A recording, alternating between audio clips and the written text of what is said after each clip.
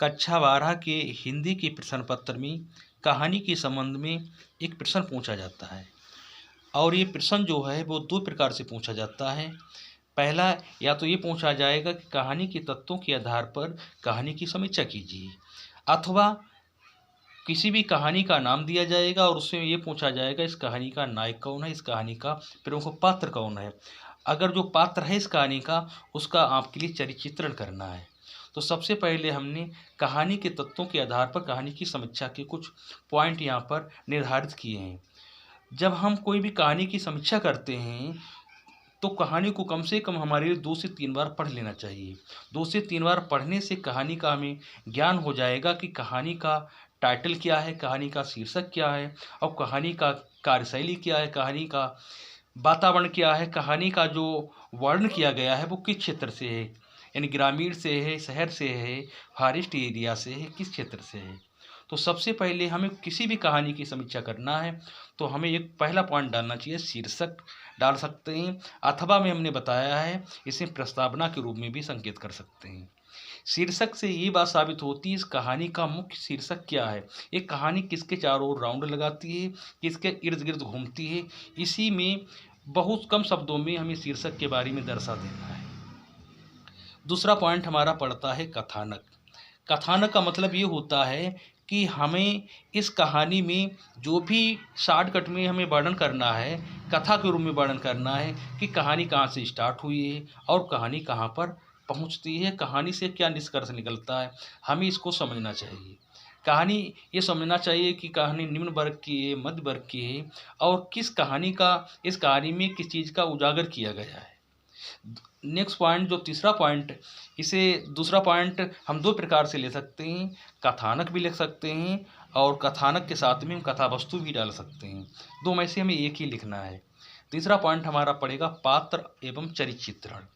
पात्र एवं चरित्र चित्रण का मतलब ये होता है उस कहानी में जितने भी पात्र हैं हमें उन्हें इंगित करना चाहिए और फिर क्रमबद्ध उनके बारे में समझना चाहिए कि इस कहानी में किस पात्र की क्या विशेषता है या किस क्षेत्र में किसका क्या रोल रहा है। तो हम उस कहानी के जितने भी पात्र हैं उन्हें इकट्ठा कलेक्ट कर लेते हैं, फिर उन्हें क्रमबद्ध जो है हमें इस पॉइंट में दर्शा देना है कि इस कहानी में इस पात्र का ये भूमिका अथवा ये रोल रहा है। अगला पॉइंट पड़ेगा चौथा, कथोपकथन। कथोपकथन का मतलब ये होता है कि उस कहानी में कैसे, किस तरह से, कहाँ पर, शहर से, कस्बे से कथन जो है शुरुआत की गई है, यानी कैसी हमें बोलचाल की भाषा में हम कह सकते हैं कि जो स्टेटमेंट है वो किस तरह से दिया गया है। तो इसमें हम यही करेंगे, कथोपकथन में हमें स्टेटमेंट देना है कि इस स्टेटमेंट में कहाँ का किस तरह का वर्णन किया गया है। अगर ठेठ खड़ी बोली का है तो हमें खड़ी बोली में दिखाना है, अगर ठेठ देहाती भाषा का है तो हमें वैसे दिखाना है, अगर मुहावरे का प्रयोग है तो मुहावरे दिखाना है। तो इसमें इसी का ही वर्णन करना है। अगले में है जो पांचवा पॉइंट पड़ेगा, पड़ेगा भाषा शैली। उस कहानी में जो पात्रों के द्वारा जो भाषा यूज की गई है, भाषा जो प्रयोग में लाई गई है, वो भाषा किस तरह से की है।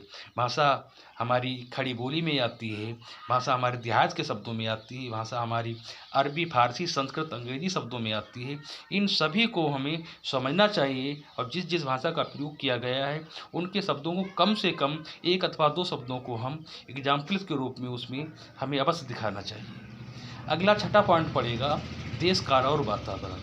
ये समझना चाहिए कि ये जो कहानी लिखी गई है, कहानी वहाँ पर इंगित की गई है, तो वो क्षेत्र कैसा है, वो क्षेत्र हमारा किस तरह का है, कैसा मौसम है, कैसा वातावरण है, ये समझना चाहिए। गर्मी का मौसम है, जाड़ी का मौसम है, बरसात का मौसम है और उसका एरिया भाग कैसा है, कि शहर का वर्णन किया गया है या गांव का, देहात का वर्णन किया गया है या पहाड़ का वर्णन किया गया है या जंगल का वर्णन किया गया है। तो हमें डिसाइड करना चाहिए कि उसका जो किस काल में या कैसे मौसम का वहाँ पर वर्णन किया गया है। तो पूरा हमें जो है इसी के संबंध में लिखना चाहिए। जो सातवां पॉइंट पड़ेगा उसे पढ़ेंगे उद्देश्य। हमें संपूर्ण कहानी का व्यक्त करने के पश्चात में हमें ये निष्कर्ष निकालना चाहिए इस कहानी से हमारे समाज के लिए, हमारे देश के लिए क्या एजुकेशन मिलती है। तो हमें ये निष्कर्ष निकालना चाहिए कि इससे क्या उद्देश्य, ये कहानी जो है हमारे जीवन में, हमारी लाइफ में क्या उद्देश्य देती है, क्या परिणाम देती है। तो ये जो थे हिंदी में कहानी के तत्वों के आधार पर जो समीक्षा करना है, तो इन सातों पॉइंट को हमें याद कर लेना है। कोई भी किसी तरह की कहानी आती है, हम उस कहानी को 2 से 3 बार पढ़ेंगे और पढ़ने के पश्चात में इन्हीं पॉइंट को लेकर के हम लगभग 2 से 3 बार अपने रफ के रूप में जो है उनका अभ्यास करेंगे, और जितना अभ्यास करेंगे उतनी हमारी त्रुटियाँ जो हैं दूर होती चली जाएंगी, और ये जो अभ्यास से ही हमारी त्रुटियों का निवारण होता है, और ठीक हम अच्छे अंक के लिए प्राप्त कर सकते हैं। जय हिंद, जय भारत।